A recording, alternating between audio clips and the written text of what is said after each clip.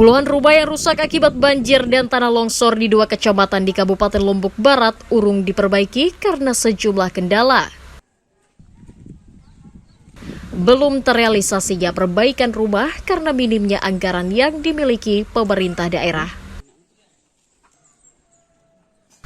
Di sisi lain, dari total 24 unit rumah yang terverifikasi, 7 diantaranya membutuhkan lahan relokasi karena rumah dan tanahnya hilang tergerus banjir. Pemda telah memverifikasi 24 unit rumah yang akan diperbaiki dengan perkiraan biaya mencapai 1,2 miliar rupiah. Pemda mengusulkan pemerintah provinsi membantu biaya perbaikan rumah korban banjir agar bisa terrealisasi secepatnya pada tahun ini.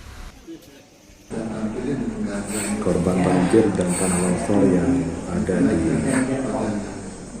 Kekait dan Batu Layar ya, dari 64 rumah ya, yang kategori rusak berat, itu 40 unit sudah kami tangani di 2022.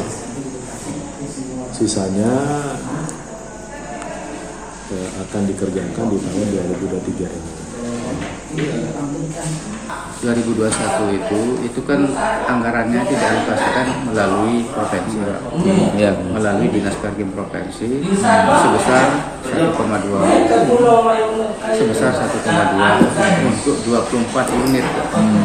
Nah, penanganan sampai tahap ini memang sudah dilakukan verifikasi lapangan 2 kali. Jadi dilakukan secara bersama-sama antara tim dari Perkim Lombok Barat dengan Perkim Provinsi. Nah, di dalam perjalanannya itu sampai dengan hari ini itu sedang dilakukan finalisasi, Pak.